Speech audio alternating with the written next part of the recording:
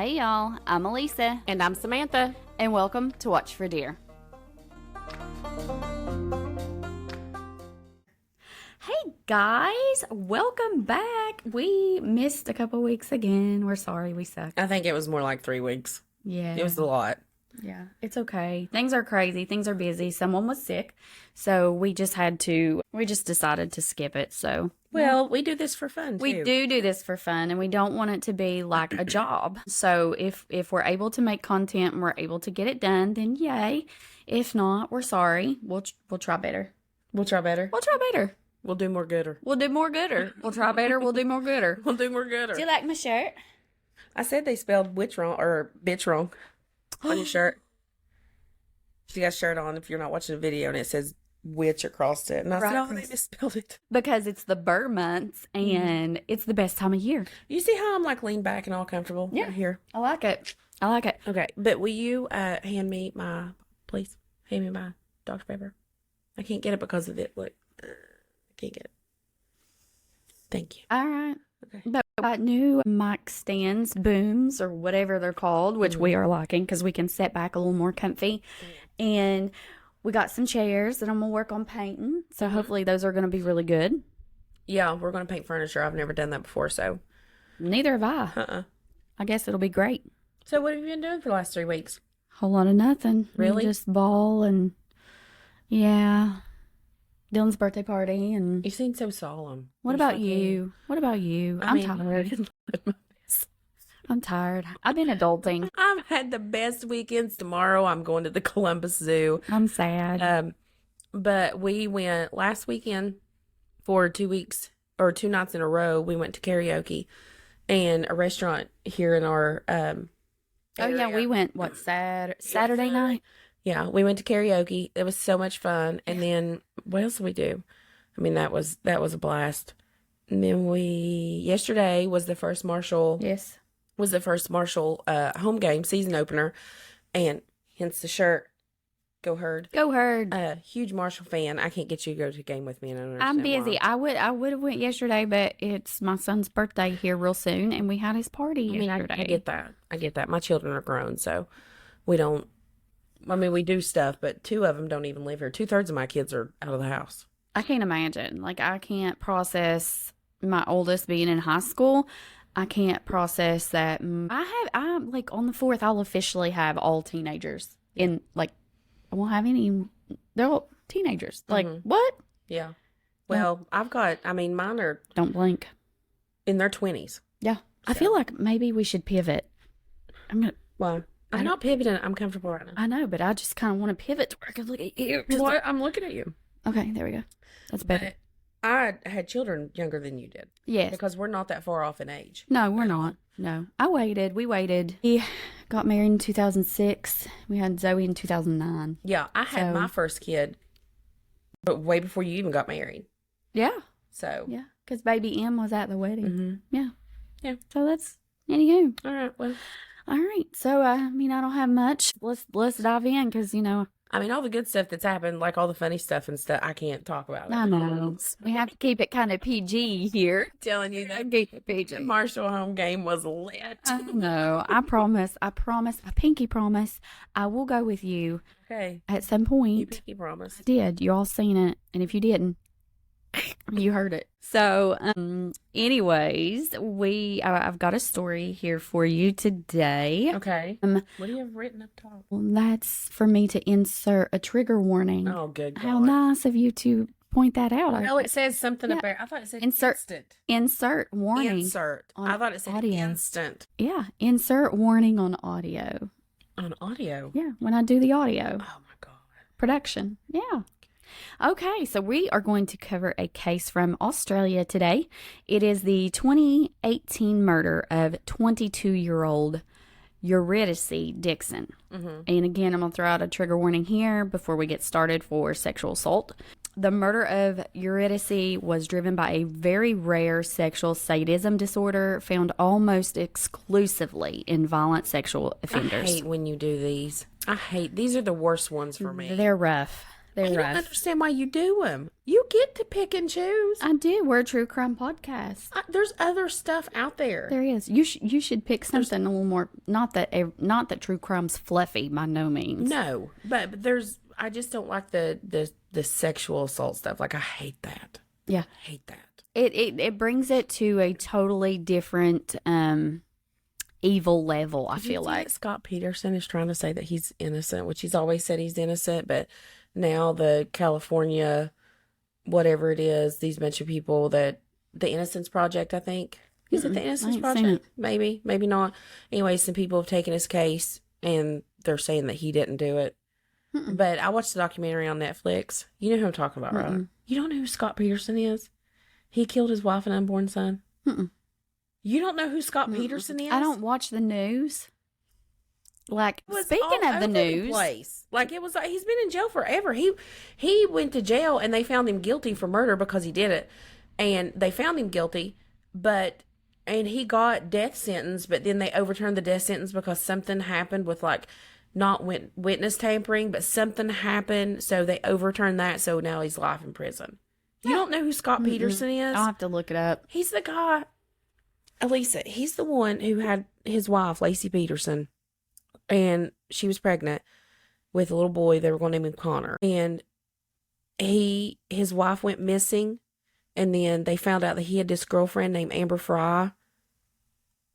Like he was living this other life. You don't know who that is. I don't know. It don't sound familiar. Oh my God. It doesn't. All right. You don't know who. Okay. You're going to have to do a story and tell me. Okay. I mean, there you go. That's your homework assignment.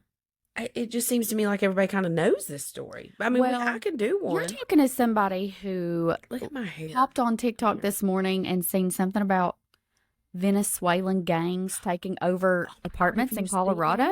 Did you see that? I did see that. And it's all over my TikTok this morning. And I don't understand. And here's another thing that I heard, again, on TikTok, which we don't know if it's true or not. That being said, who's to say that the media, news outlets, are they're not even telling the truth anymore. We tried to Google because, you can't trust anything on social media. So and you can't trust the news. You can't trust the news. Trying to look this up on like news outlet channels, and there's crickets. So it's like, what do you believe? Like, do you believe this is actually, and like, Big Brother's covering it up? Like, I mean, I'm not there, so I don't know. But know I mean, with the videos and stuff that I've seen, it seems pretty true. And another thing is, I saw this morning that since our police, not our police, but our government is not policing this because they have taken over this apartment complex and all this stuff, that the Hells Angels have all gathered around and they're on their way out there. Not only them, somebody posted a video, the Banditos and Hells Angels, I guess they're rivals, were riding together. Like, there's a shit ton of these motorcycle gangs headed out supposedly to Colorado to handle the business. Yeah, like not just the Hells Angels, but I mean but what a bunch of them. What can they do? I don't know. I don't know what. But I did see that there's a bunch of people up there. I'm intrigued on how all of that's going to unfold because you have to. I'm very intrigued. I looked at a couple TikToks this morning. I was like, what? Yeah. So, yeah, I'm usually the last to know on news, breaking news, because I just don't watch the news. It bothers me. It don't bother me because it's not, I don't believe half the stuff I see on the news. So. The news bothers me, but stuff like this, I'm not going to say it doesn't bother me, but it's in the past. So it's like, I don't know, like in the news is supposedly like happening right now, which stresses me out. Yeah. Does that make sense? Kinda. Okay. Anywho. But I can tell you something, this story that you're going to read, and even though that you don't know about it right now, I promise you that's happening somewhere in the world right now. Yeah, absolutely. So it should bother you. Yeah, it's absolutely. This bothers me more than. Live in a bubble. You are in a bubble. Ignorance is bliss. Yeah. So. And we're trying to do that trans-Allegheny thing too. Mm-hmm. Yeah. Yes. But I'm not doing it overnight. I got a bunch of things planned for, since it's the Burr months and officially pre-fall. I'm so excited that we're finally in the Burr months because last week here in good old southern West Virginia was the hottest week. Hotter than hell. It was hotter than hell. It was the hottest week that we'd had all summer. And It's been miserable this summer. We're in a drought. We're It's not going to have a raining. fall because it's too dry. The leaves on the trees, Yeah. they're not going to change color. They're drying up and They're falling falling off. But We're not going to have a fall. It was like 104 degrees last week. It was miserable. Yeah. It was awful. Yeah. Yeah. We got the burr month, so we're going to do a lot more. We're going to transition for September and October. It's almost coming up on our 1 year I anniversary. know, October, we'll have to do something fun 1 for that. year. We need to plan something fun. A whole year. We should, yeah. But we're going to transition from this into more paranormal, haunting, spooky stuff for the burr month. So if you have a suggestion, I'll go ahead and put it out now. If you have a suggestion of a haunting or paranormal or a haunted place that you want us to check out, You let us know. wouldn't believe it, the people that come up to me and tell me that they believe in ghosts. You know, because on the earlier ones when we would do all that stuff, and they're like, you don't believe, Samantha, you don't believe. And I'm like, no, I do not. Look at me. You look at me. I'm going to... No, I don't. And there is no evidence to prove otherwise. So there you go. There's too many trail cams for anything to be in the woods that we don't know about. Now the ocean, I believe there's some scary stuff in the ocean because you can't trail cam that. But the woods, I mean, there's trail cams everywhere. I don't believe there's anything in the woods.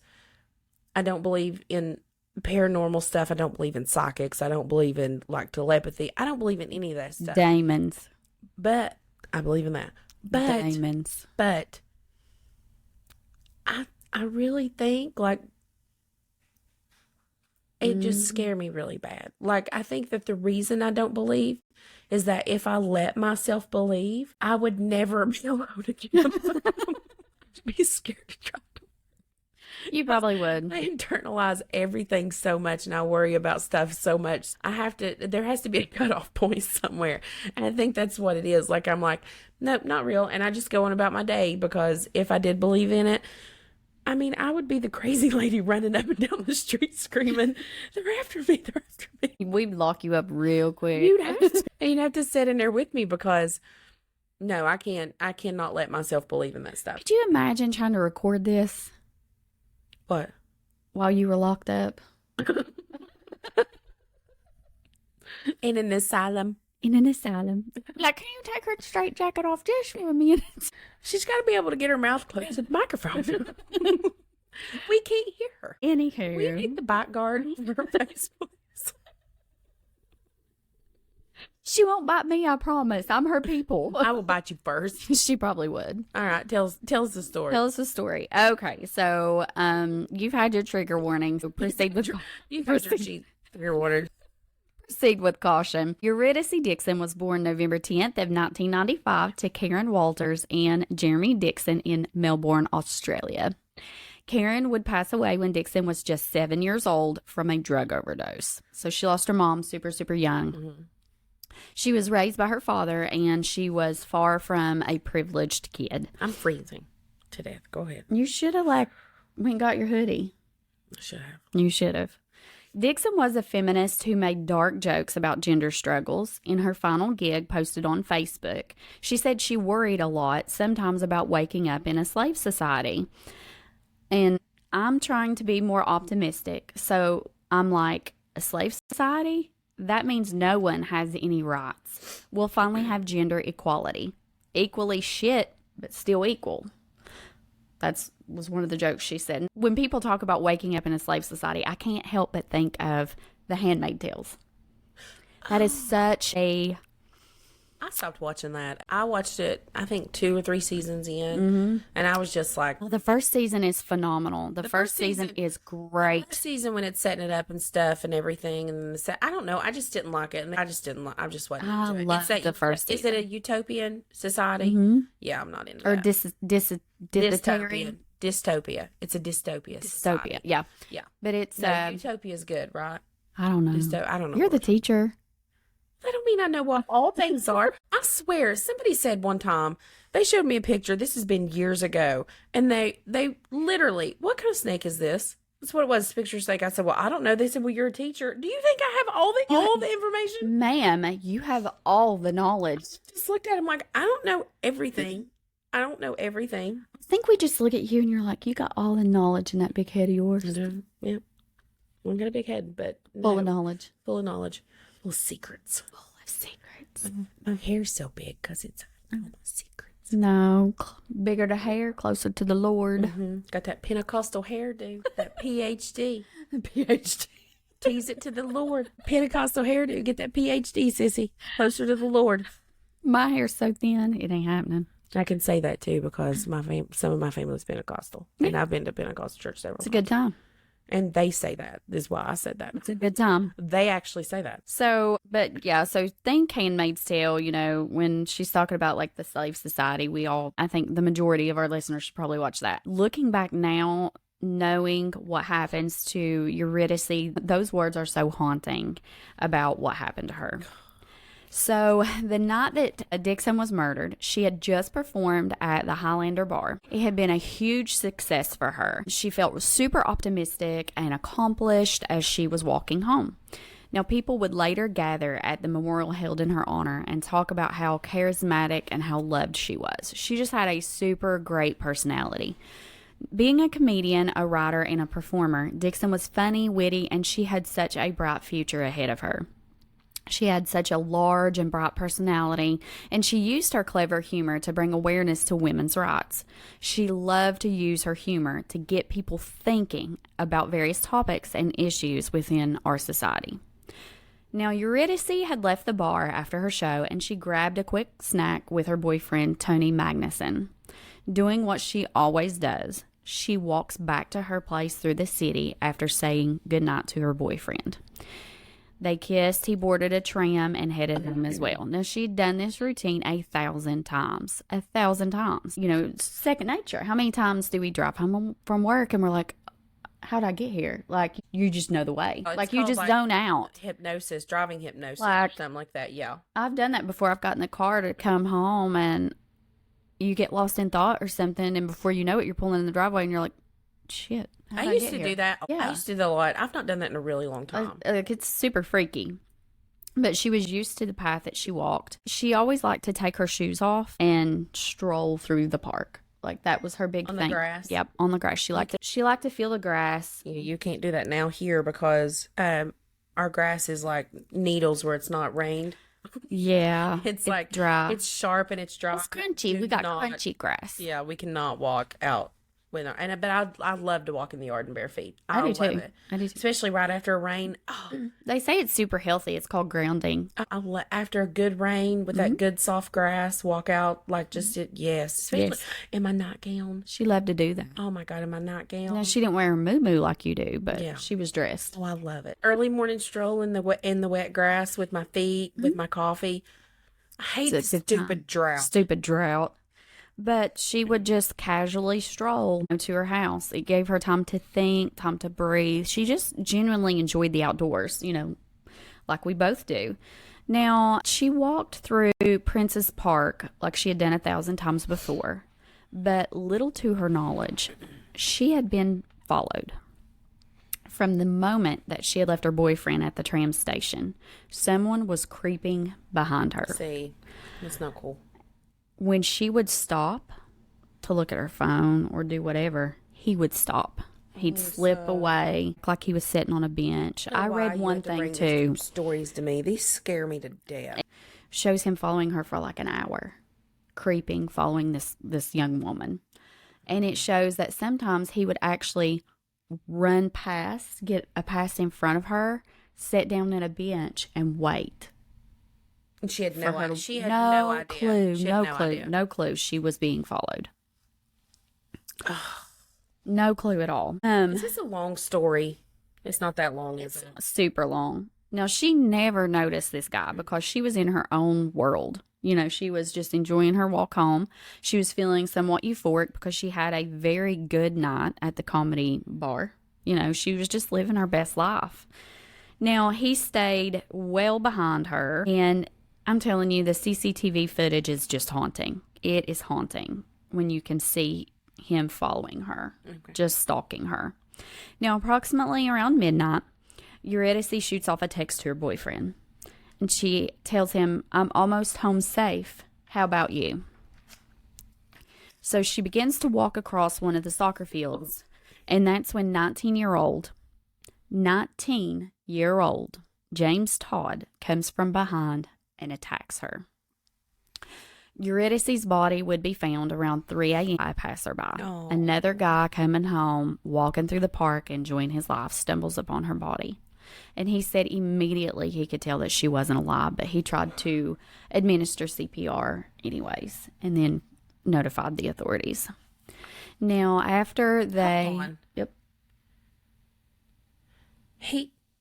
Okay. So he said that he could immediately tell that she was not alive. Yep. But he went ahead and did CPR anyways. How long had she been laying there? She was walking home around midnight. This was about 3 o'clock.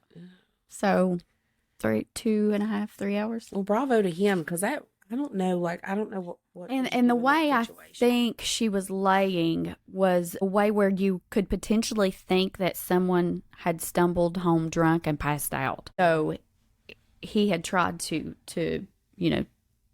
bring her back. But now police would pull CCTV and release a photo of the suspect. So they had seen this guy following her in the CCTV.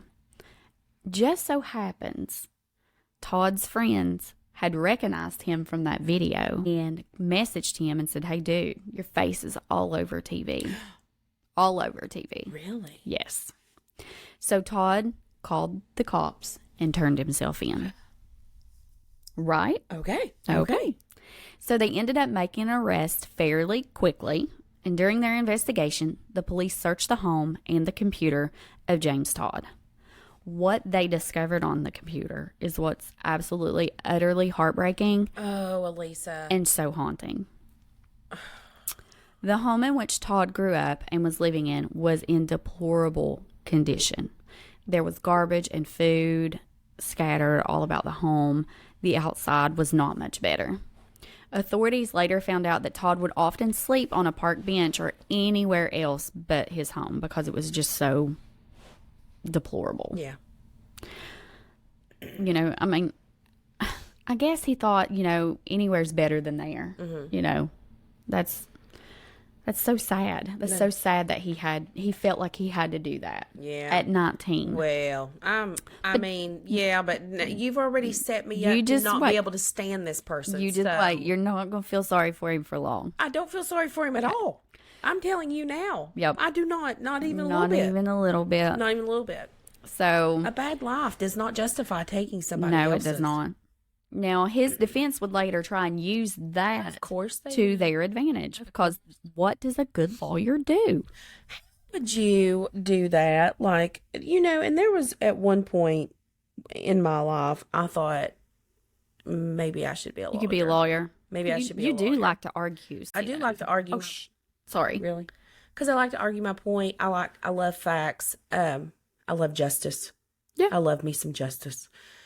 But I could never do that because I could not stand up there and plead somebody's case knowing What they've done. possibly knowing that they were guilty, Yeah. or possibly there's a possibility of it, and then I got them off because I was such an amazing lawyer. Because let's just be real, I would have been You would have been fantastic. You'd have been all right. I'd have been all right. You'd have been all right. You'd have But been all right. and then you have to live and sleep at night and know that you possibly let a really bad person go. So I couldn't do that.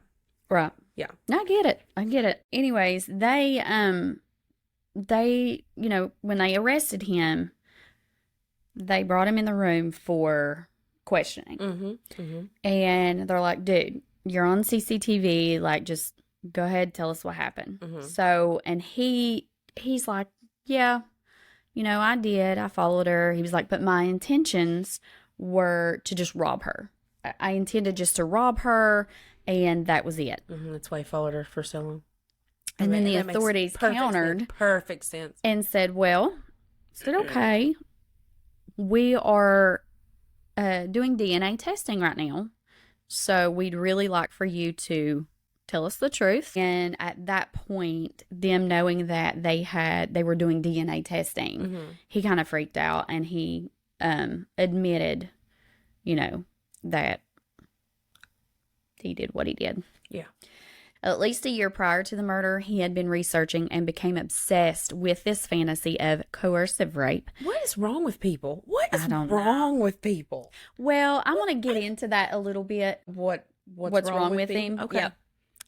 But still, we'll continue. I just don't understand, like, what is... I still don't understand, and I know. Okay, you have all these really, really bad people. At what point this little baby's born, and it's so perfect, and it's so innocent, right? At what point does your brain go from that to complete crap and awful, evil things? Like, when does that, like, is it just a moment that... just like, bing, I think I'm going to look up the worst stuff on the internet and then obsess over it and do some really horrendous things. Like, I cannot comprehend that.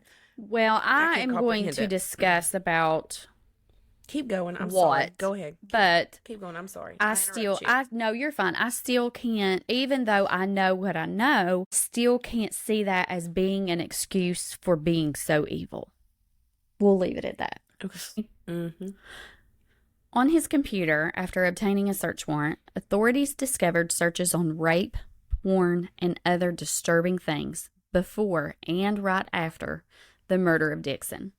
Now, he had also Googled Princess Park the next day after murdering her for any news that they had found her body. They had discovered that Todd had been fantasizing about violent rapes that had ended in death. Isn't that awful? Just called snuff, if you don't know. I didn't know. But now you do. At least a year prior to the murder, he had been researching and became obsessed with the fantasy of coercive rape, and he had became truly addicted to this bizarre obsession.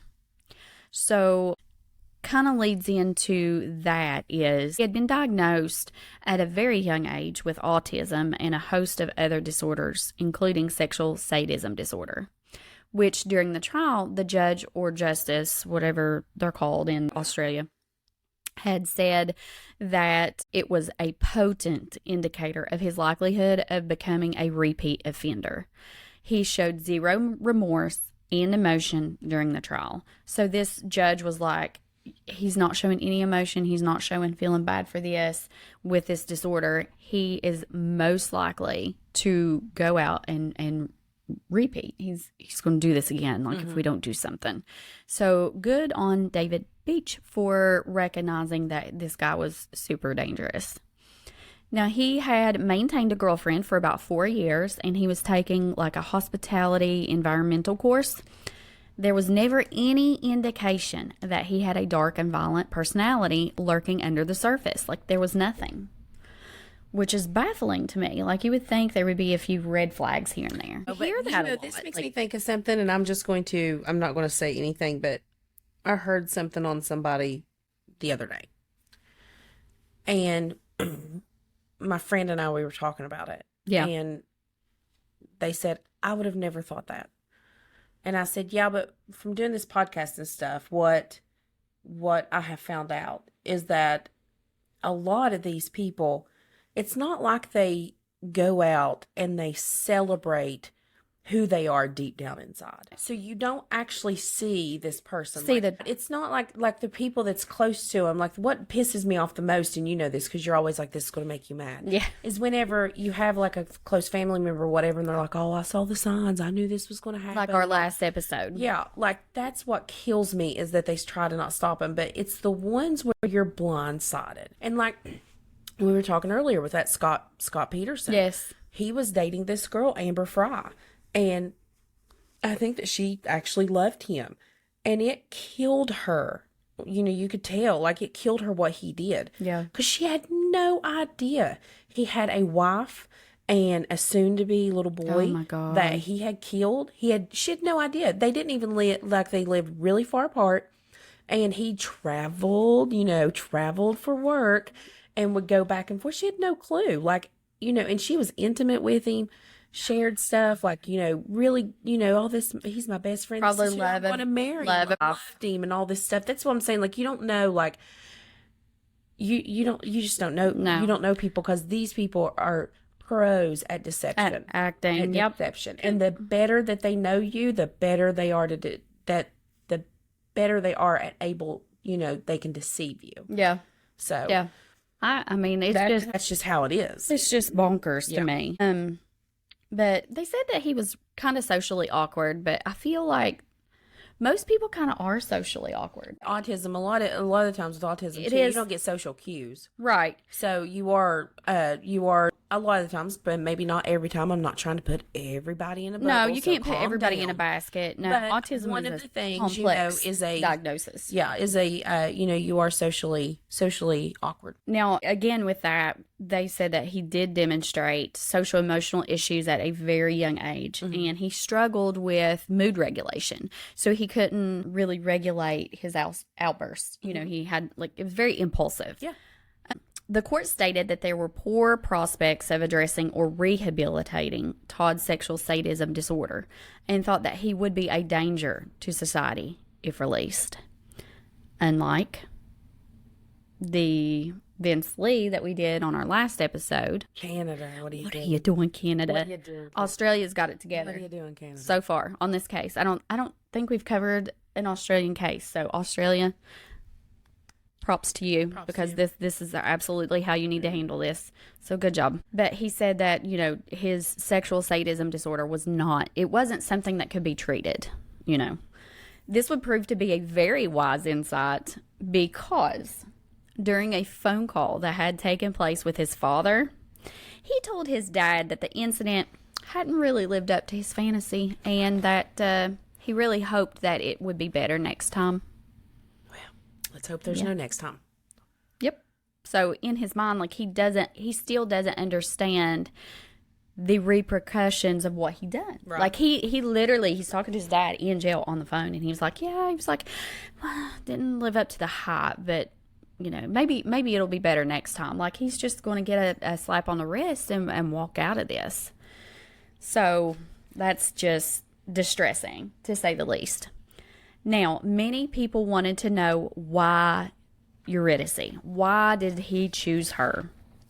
And, you know, his internet searches revealed that he liked the look Eurydice had. And I'm going to post pictures of her, you know, on social media. She's a very beautiful young woman. She's dark-headed. She's got that little edgy, you know, that edgy look to her. She wears the darker lipstick. Very beautiful girl. Has her own personality. Dark and mysterious. And that was his type. And I think that it was just a crime of opportunity, because when she seen her and her boyfriend split, she was what he liked to look at, what he liked to research. Wrong place, wrong time. Wrong place, wrong time. Yep. So James Todd was sentenced to life in prison with a 35 non-year non-parole period, meaning he had to serve at least 35 years before he could even try for parole. Good. Now, March of 2020, Todd lost a bid to reduce his time in prison after Victoria's Court of Appeal upheld his life sentence for the loathsome act that he had committed. Good. The court Good for you, document Australia. stated that it is unnecessary to set out in these reasons much more about how the offenses were committed. Suffice to say that each of the offenses was committed in truly awful circumstances and was an extremely serious example of a very serious offense. It was premeditated. It involved the applicant stalking Miss Dixon as she walked from the city late at night towards her home before she was viciously attacked and murdered. The applicant's acts fulfilled his sadistic sexual fantasies. He spent time after he murdered Miss Dixon searching on the internet for reports about what he had done on pornographic websites.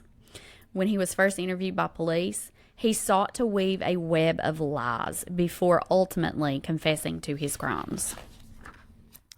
His opinion was that the autism spectrum disorder did not directly contribute to the offending, although the applicant searching for and watching pornography may have affected that disorder and the repetitive behaviors that accompany it. So while they're saying, yes, he had autism, the autism wasn't, you know, they're not trying to say that everyone with autism is going to go out here and commit this heinous crime. Right. The obsession from the autism is kind of clicked, and that's what he grasped onto, was the obsession I of get- looking up this stuff. So I get what you're saying.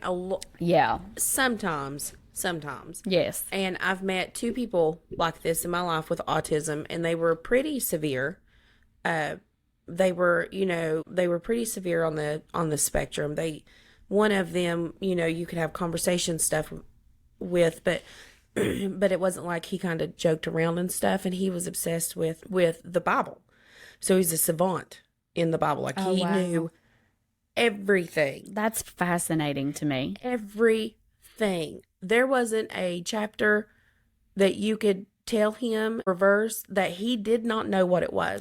That's crazy. And then there was another person with autism that I had met in my life. These aren't recent. That now she wasn't able to hold a conversation and stuff. Yeah, but she was obsessed with country music, and she could tell you from anything about any country music star ever, who won Grammys for country music ever. Wow. Like, so I understand what they're saying there is that I guess maybe like if certain people with that have autism, they get obsessed with stuff, and they read and they learn, and they throw their entire their whole thing into that particular thing, and that's what he obsessed on. And here's my question. I know what they're saying. Yeah, here's my question on that. What triggered this kid? What in his home life or in a daycare center or maybe at a family member, what event triggered him becoming obsessed with this behavior? That's what I want to know. Like, where did that come from? Well, I mean, didn't you say his home life was terrible? I mean, his home life was terrible. So it's hard to say what had happened behind closed doors. Yeah. And I'm not making excuses for this guy by no means. But no. Just no. He's the research in me really wants to dig deep and know what happened. Like, there had to have been a triggering event. Why was he introduced to it in the first place? Exactly. That introduced him to this particular behavior for him to grasp onto it. He would even know to. Yes. And look for that. What was his autism like? Was it serious? Like, I don't know how serious it was, but I mean, they said that he was socially awkward. Like I said, I don't know how serious the autism was. So, well, regardless, he knew the difference between right and wrong. Right, yeah. So, but anywho, the judge determined that the applicant had an actual intention to kill Miss Dixon, and that each of the offenses was motivated by the overwhelming urge that he had to enact out his fantasy, in which he'd become obsessed with. He accepted that the applicant's autism did play somewhat of a role, although a minor one, in this addiction to violent online pornography that fed the fantasy. So, the judge was like, I do recognize this.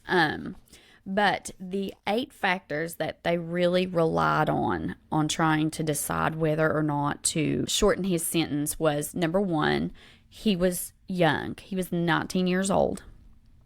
This was his defense, trying to plead his case to lessen the sentence. He was young. He had his whole life ahead of him. Well, so did Eurydice. Right. So did Eurydice. His otherwise good character with no criminal history or pending charges. Okay, I get it. He's not done anything that we know of. Well, who the hell cares? That we know of. Well, the first thing he did was pretty damn bad, so we're good. But he can go to jail forever. And then they tried to argue his early guilty pleas. Hold up. What happened when they arrested him and he said, I just wanted to rob her? He was denying any involvement with the murder to begin with. So don't give me that. His admissions of guilt. Again, he only turned himself in because his friend said, hey, your face is all over the news. So don't act like he's this superhero. Well, I did it. Don't give me that. I want to see a picture of him. Pull him up. I think I got one saved on my phone. My neck is killing me. I'm leaning back in this chair like this because it's hurting. I danced too hard at the game yesterday. This is him stalking her. That's part of the CCTV footage. That is not what I thought he was going to look like. Mm-mm. Really? No, I'll show pictures. I'll post it on our social media. That's a chunky man. I mean, it is. He got a little meat on them bones. Yeah, that's He a does. chunky man. Yeah, she wasn't a very big young woman. So really, for some reason, I had a super skinny man. Like kind of, what do they call it? Langley? Yeah, like a Langley. Yeah. I don't know what I was thinking, but that was not it. They tried to argue that his autism spectrum disorder, had something to do with that. The fact that he had been held previously in protective custody and his dysfunctional home setting. Again, like I said, they tried to bring that back around. But in the end, the judge just recognized that it was just not in the community's best interest to shorten a sentence. So good for you, Australia. Good job. Yeah. But yeah, that's the story of Eurydice Dixon and her terrible murder by her 1 hour stalker, that just freaked me out.